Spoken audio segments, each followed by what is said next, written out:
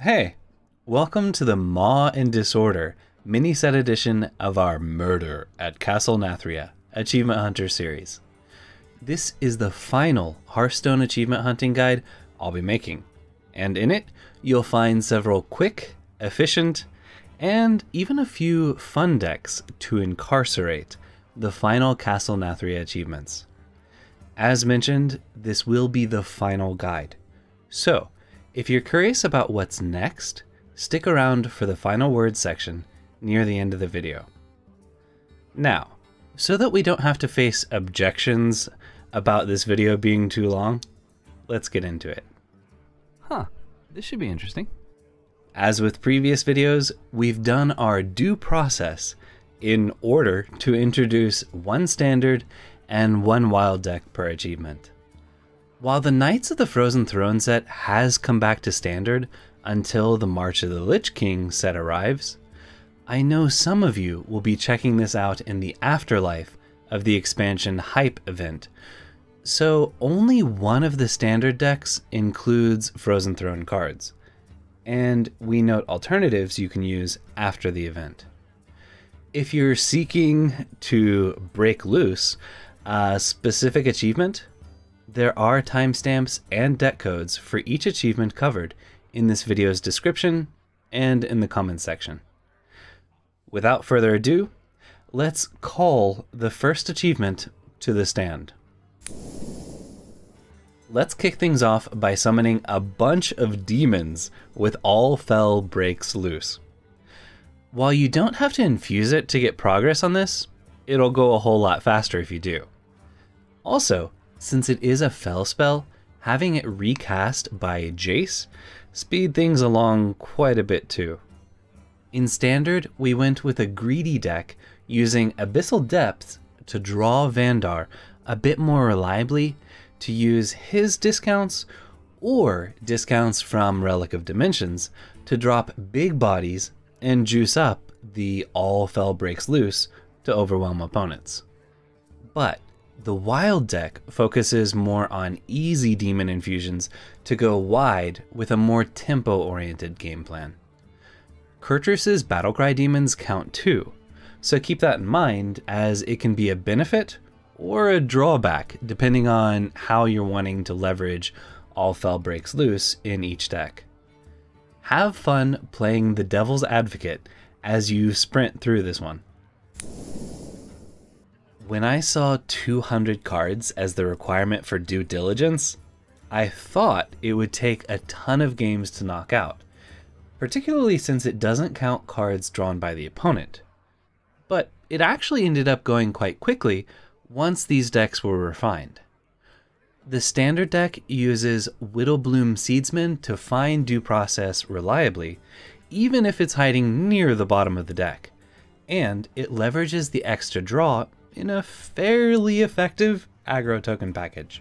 However, the wild deck was quite a bit more fun as it drew the absurd armor gain package of Linecracker, Bees, and Earthen Scales fairly reliably before shifting into an infinite Jade Golem army with Jade Idol.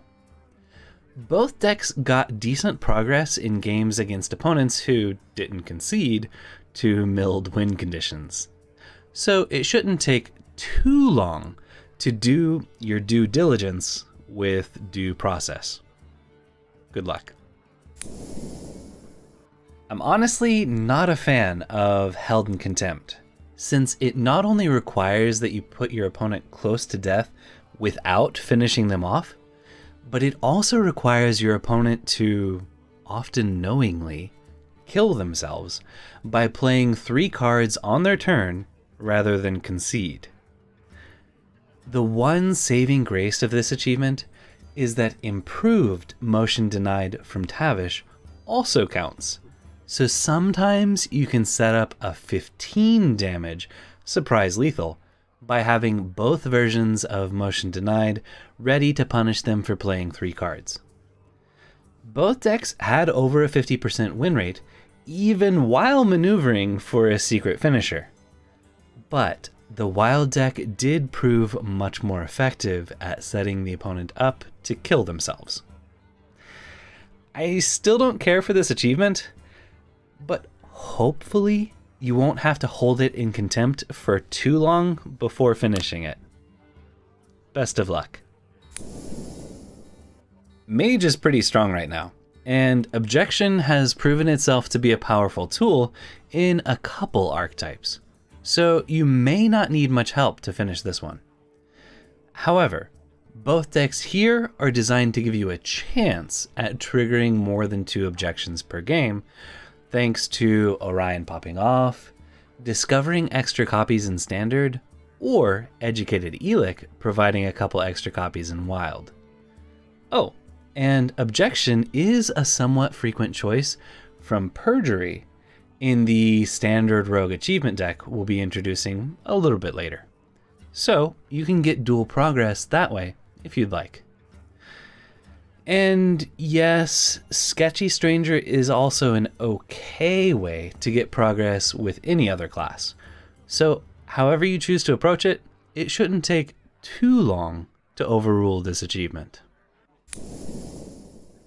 Next up is the simple grind of playing Class Action Lawyer 50 times with another minion on the board. Pure Paladin seems like a fine home for the Lawyer in Standard, but you could run her in a deck with Youthful Brewmaster if you're looking to push things along a little faster. In Wild, Call to Adventure can tutor her out more reliably, and with careful timing, it's not too difficult to make sure you get an extra point of progress or 2 per game thanks to Getaway Kodo.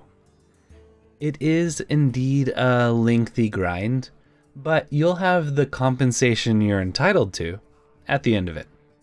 Best of luck. Since cards generated by Zyrella the Devout repeating Incriminating Psychic's Death Rattle count, and cards like Amulet of Undying let you flood the board with additional copies of Psychic, Grand Larceny only takes a few good games to complete. The standard deck does include Shadow Essence and Eternal Servitude as a way to get a little swifter progress, alongside some shenanigans with extra copies of the Harvester of Envy. But once the Frozen Throne cards are gone, Switcheroo and Horn of Rathian can be used to yank the Psychic into your hand a little more reliably. Have fun stealing your way through this one in no time at all. Casting 50 secrets with Perjury does take a while, but with Private Eye to pull it into play if you haven't drawn it, there aren't many games you'll play without at least triggering it once. And both of the decks shown here had excellent win rates, over 70%. The 10 wins in a row with Vandar's Perjury felt pretty good. So it wasn't so bad that it took a little over 30 games to complete this one. Shadow Jeweler Hanar and Educated Elic will occasionally let you commit an extra Perjury or two. And if you're miraculously lucky, Door of Shadows could get you an extra temporary copy to cast. The Sunwell was added to Vandar's Perjury in place of a Door of Shadows, just to have a little fun thanks to the synergy with Swiftscale Trickster, but that likely helped bring a slightly faster end to a crazy good win streak. So, do with that what you will. I should note that Vandar was only relevant in about 1/3 of games because he does require a discount from Shadow Step, Serrated Bone Spike, or either version of Scabs to be active. So it's a nice bonus when it lines up, but his discount is certainly not necessary for winning games. Anyways, let's move on before I say something to perjure myself. The Framester achievement was so much fun that it was almost a shame that it ended so quickly. During my brief experiments, it certainly seems as though copies of Framed generated by Bolner, Brilliant Macaw, and Shutterwalk count towards this. So between those, and a bit of help from Bran, Zola, or maybe even Corrupt the Waters, it's not difficult to use the prevalence of card draw, oh so popular, right now, against opponents to knock this out. And yes, I am aware that Brucon overwrites the Corrupt the Waters reward, but doubling Brucon's battlecry, or just using him to stall towards Shudderwalk, turned out to work really well. And the extra frames, thanks to the hero power, felt too good to cut the quest. But adjust as needed if they conflict a bit too much for your liking. Now, go have fun with this one. If all but 2 of the minions you play or summon with your deck are legendaries, getting progress on this achievement is extremely reliable. And if that legendary is Tamsin, that's even better, as she can give you an extra copy of your second Habeas Corpses. That was the idea with Mark McKay's deck, using discounted copies of Habeas Corpses to bring back Tamsin, so we can play multiple copies of Tamsin's Phylactery, copying Selfish Shellfish's Death Rattle to mill opponents to oblivion. In Wild, we could have just gone with another Tamsin variant, but Bran, Vargoth, Zakul, and Gigafin all seemed like decent enough res targets to encourage building something different. I should note that if you're extremely unlucky, Habeas Corpses could give you a Syracuse Cultist, one of Lady Darkvane's Shades, and a Dread Imp from Dreadlich Tamsin to choose from. So it is possible to miss progress with the Wild deck. If that's a serious concern, I'd suggest replacing Lady Darkvane with another legendary or removal spell. With either of these decks, you should have no problem making legendary bodies hit the board quickly. Witness Destruction program only requires pulling 30 enemy minions out with Call to the Stand and killing them on the same turn. But if opponents don't have a minion in hand, or your removal doesn't work out for what's drawn, this one can take a bit longer to finish. Both of these decks have tons of armor gain and card draw to keep you alive and help you find Call to the Stand alongside your choice of removal in case minions surviving on board aren't enough to kill it. While prepping this guide, I was going to say that it's only possible to play 2 copies of Call to the Stand in Standard unless you use Queen Ashar's Ring. But then I realized that Dead Man's Hand is temporarily back in Standard. The Wild deck shown here can use the Dead Man's Hand to shuffle extra copies of Call to the Stand, Cold Light Oracle, and a removal tool or 2 to let you keep pulling minions to their death as long as the opponent has them and you can stay alive, which extra Nzoths can certainly help with. If you are tackling this in Standard before Dead Man's Hand rotates back out, you might consider replacing the Jailer and perhaps Kazaku-san or Rancor for the opportunity to get a couple more progress per game. Best of luck destroying all witnesses. Are we the bad guys? The mystery achievement this time is far less time consuming than the previous versions, once you know what you're doing, which is a very nice change of pace. Last month, I posted a walkthrough video showing how you can complete this one, so I've included a link to that video in the comments alongside the deck you'll need in order to begin tackling it. So check that video out and enjoy your new card back at the end. At Infuse 7, Sylvanas does require a bit more work than most to get her ready. However, once she's infused, she stays that way through bounces, like Shadow Step, Youthful Brewmaster, and Scabs, or coming back from Devouring Swarm or Zola. Both decks here were built to summon a fair number of expendable minions to take the fall for Sylvanas while buying time to get extra value from her each game. Since Stitch Tracker is currently back in Standard, it wouldn't be too difficult to modify the wild deck shown here to pursue Sylvanas' ambitions in Standard. However you go about it, best of luck proving Sylvanas' innocence? And the final Castle Nathria achievement has us sacrifice 50 friendly minions while Afterlife Attendant is on the board. This Beast Hunter from HS Replay is an excellent choice for Standard, though you could force a couple Devouring Swarms into the deck for slightly faster progress if you really want. However, it is possible to knock out this entire achievement in a single game over in Wild. It probably will take more than one game, as the setup is rather challenging. But with a few modifications to the deck we introduced for Denathrius' achievement, Defile can tear through this. We don't care whether Denathrius is in deck or in hand, as he'll get infused either way.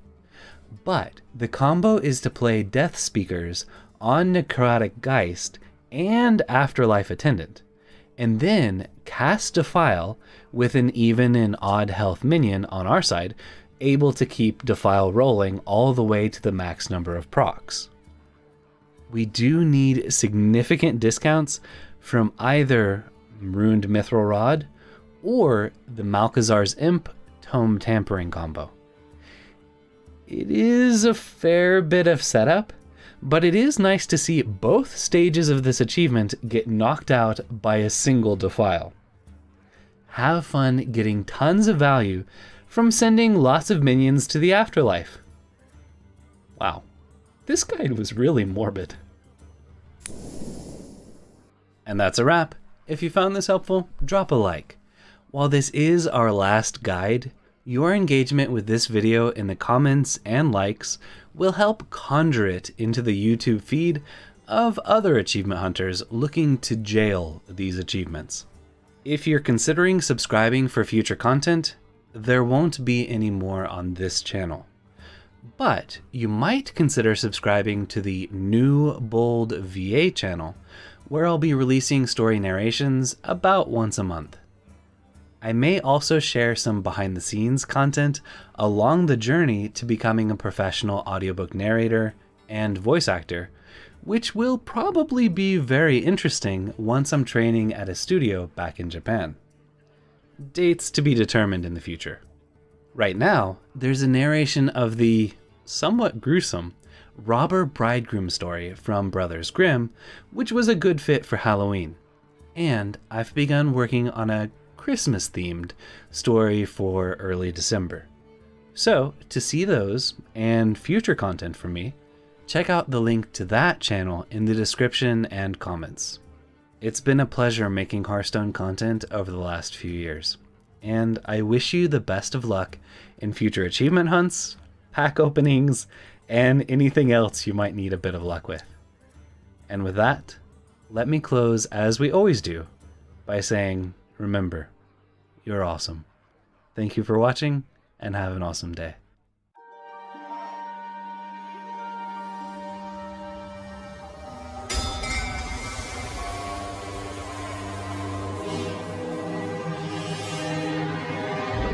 Welcome to Revendreth.